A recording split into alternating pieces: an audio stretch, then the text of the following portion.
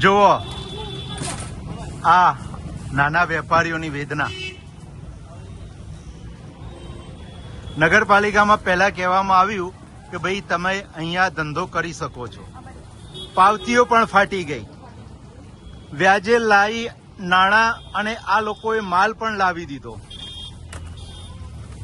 અને પછી તરત જ જાહેરનામું કાલે પાડી દીધું કે તમને આ જગ્યા ફાળવવામાં નહીં આવે. હવે આમનું શું? આ નાના વેપારીઓએ કરેલા રોકાણનું શું?